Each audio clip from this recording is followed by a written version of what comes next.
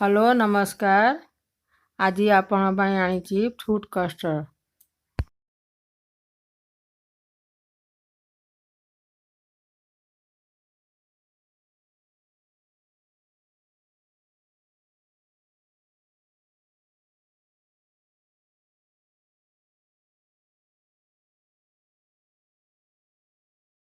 କ୍ଷୀର ନେଇଛୁ, ତାକୁ ଗରମ କରିବା। ଆମେ ଥଣ୍ଡାରେ ତ କଷ୍ଟର୍ଡ଼ ପାଉଡ଼ର ଗୋଳେଇବା।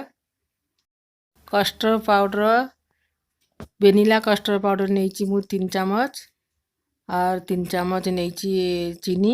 ଆପଣ ଯଦି ମିଠା ଦରକାର ବେଶୀ ହବ, ଆପଣ 1 ଚାମଚ ଚିନି ବଢ଼େଇ ପାରିବେ। କଷ୍ଟର୍ଡ଼ ପାଉଡ଼ର ଆମେ ଥଣ୍ଡା କ୍ଷୀରରେ ମିଳାଇ ଦେବା। ମିଳାଇକି ଗୋଳେଇବା। ଗୋଳେଇ ସାରିକି ତାକୁ ମିଳିଗଲାଣି ତ ଗ୍ୟାସ୍ ଚାଲୁ କରିବା। ଆମେ ତାକୁ ଛାଡ଼ିବନି, ଗ୍ୟାସ୍ ଧିମା କରିକି ରଖିବ, କମ୍ କରିକି। ଆଉ ଗୋଳେଇ ଯିବ ତ ଛାଡ଼ିବନି। 5 ମିନିଟ୍ ପାଇଁ ଗୋଳେଇବ। ଚିନି ପକେଇନି, ଚିନି ପକେଇକି ତାପରେ ଗୋଳେଇବ 5 ମିନିଟ୍ ପାଇଁ।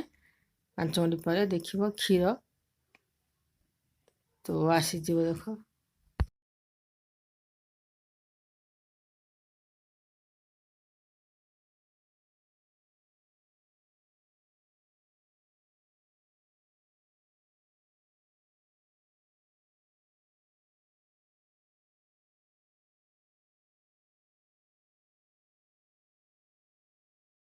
ଏବେ ଦେଖ ये रेडी ହେଇଗଲା। ଏବେ ଆମେ ଥଣ୍ଡା କରିବା।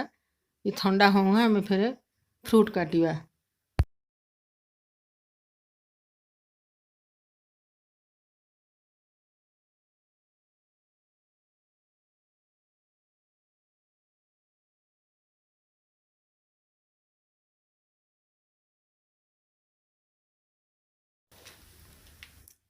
ये ମୁଁ ଫ୍ରୁଟ୍ କାଟିଛି। ये କଦଳୀ ପକଲା ପାକଲା କଦଳୀ ये କଟା ହେଇଛି।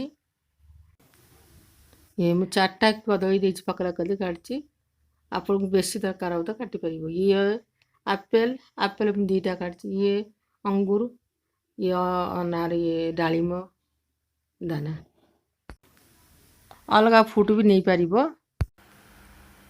एबे आमे मिक्स करिबा। ये डाळिंब दाना पकेइनी,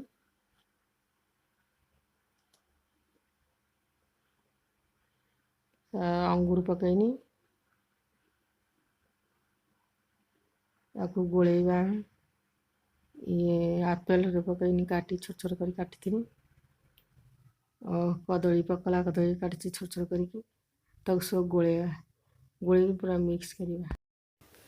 ये रेडी हो जाइए। एबे फ्रिज रखिब, तो खाइब बाहर करिब। न खाइले फेर रख दो फ्रिज रे, न गरम दिन खराब हो जिवो। एटा आपण मानको भल लागिले आपण माने शेयर करिवे, लाइक करिवे। धन्यवाद।